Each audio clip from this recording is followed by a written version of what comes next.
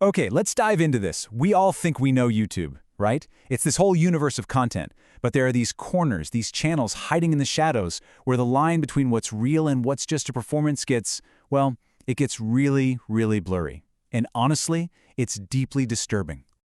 So what happens when a video just feels a little too real? Well, to kick things off, we're going to look at a channel that didn't just feel real. It actually kicked off a mystery that lasted for years and pulled in a very real police investigation. So, picture this. It's 2009. A user named Patrick uploads a video for his friend Walter. The title sounds pretty harmless, right? Maybe even a little sweet. But what was in the video was anything but. You see, this guy, Patrick, and he's all cheery, explaining he met a girl at the mall. And then he opens a door, and there's a woman locked inside a room looking absolutely terrified. For a long time, this video was just one of those weird, creepy things you stumble upon on the internet. But then, 7 years later, in 2016, everything just exploded. People online started to connect the dots, or what they thought were dots. They linked this footage to a real-life missing person case, a teenager from Wisconsin named Kayla Berg who vanished back in 2009. And the scary part? The resemblance, the timing, it all seemed to fit. It was chillingly plausible.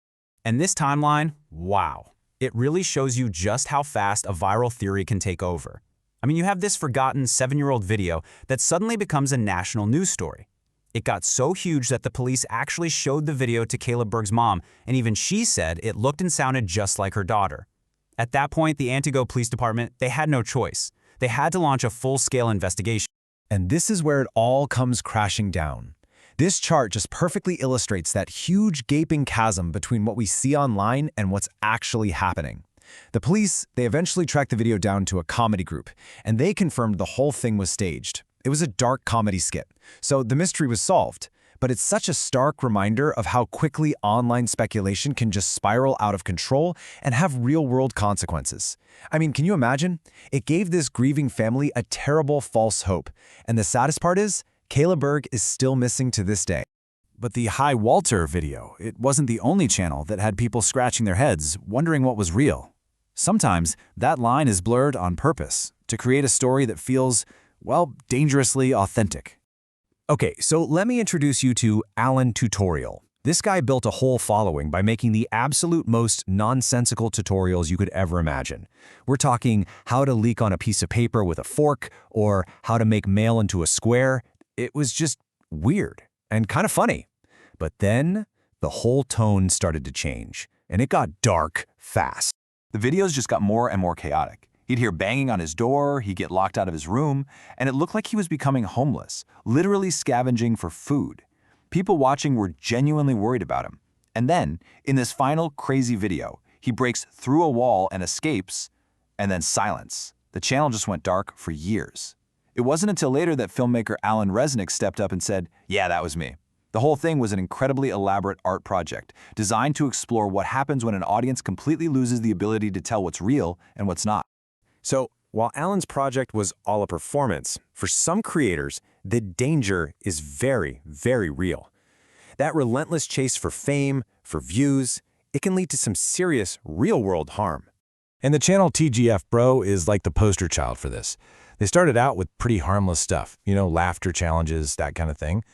But in that never-ending quest to go viral, the stunts just had to get bigger and more shocking. It's this feedback loop, right? Fueled by likes and new subscribers, and it all led to one of them cementing his own head inside a microwave. I'm not kidding. A stunt so incredibly dangerous that they had to call the fire department to get him out. And this is where the real world finally came knocking.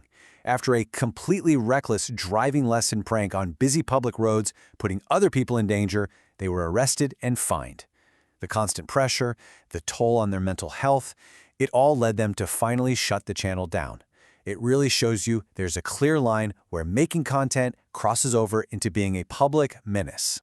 But the danger isn't always from a crazy stunt. Sometimes it's just misplaced trust. Take Joshua Brown. He built his entire YouTube channel around his Tesla, and specifically its autopilot system. After the car swerved on its own to avoid a crash one time, he was over the moon. He was on camera, praising the technology, praising Elon Musk. His faith in that system became, well, absolute. And you can see it in the numbers from his final drive. For 37 minutes of a 41-minute drive, autopilot was in control. And during that time, the car gave him seven separate warnings to put his hands back on the wheel. He ignored every single one. And so, the very technology he celebrated on his channel, the thing he built his online presence around, it led directly to his death. The car's sensors just couldn't distinguish a giant white truck against a bright Florida sky. It didn't brake. It just drove right into it. His channel is still up, and it's just this tragic, unsettling digital memorial to a faith in technology that turned out to be fake. But the danger isn't always a physical risk to the creator themselves. Sometimes the real damage, the real toxicity, is what they spread to their audience, especially a vulnerable one. So, have you ever heard of the reptilian theory? It's this wild conspiracy that claims shape-shifting lizard aliens secretly run the world by disguising themselves as humans. Well, a creator named Sherry Schreiner built a whole online cult around this idea. She had thousands of followers convinced that people like Queen Elizabeth or Barack Obama were secretly lizard people controlling everything. And she didn't just spread these ideas, she weaponized them against her own followers. When one of them, a woman named Barbara Rogers, made a casual Facebook post about liking raw meat, Schreiner publicly called her out. She branded Barbara a reptilian super soldier controlled by dark forces. And just like that, it kicked off this relentless campaign of online harassment from the whole community against Barbara and her boyfriend Steven, who was just trying to defend. This wasn't just online drama. This paranoia spilled into the real world with absolutely devastating consequences. The stress, the non-stop attacks, it all came to a head at their home. And in a tragic incident, Steven was fatally shot. Barbara was sentenced to 15 to 40 years in prison for her role in his death. But Sherry Schreiner? She was never charged with anything. Still, there's no question that her online influence created that toxic, paranoid pressure cooker that ultimately ended one life and completely destroyed another. And finally, some channels are disturbing for a totally different reason. Not because of danger, not because of malice, but because they become these unintentional, heartbreaking memorials to a human tragedy. David Sartison's channel was odd right from the start. He uploaded over 8,000 videos in just 2 years. Most of them were just short clips of TV shows like Wheel of Fortune, filmed from what looked like his bed.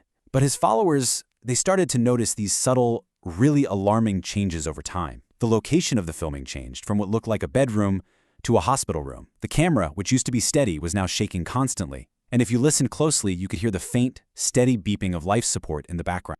His viewers started putting the pieces together. They realized they weren't just watching random TV clips. They were watching a man's health slowly decline right in front of their eyes. After the uploads suddenly stopped, one of his viewers did some digging and found his obituary, confirming that he'd passed away.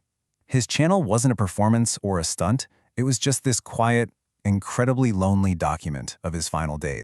All of these stories, they really show what can happen when content creation crashes into the darkest parts of reality.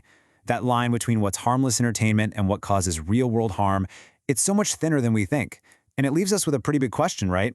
In this huge, often unmoderated world of online content, when we watch, when we comment, when we give something our attention, what role do we actually play in the story?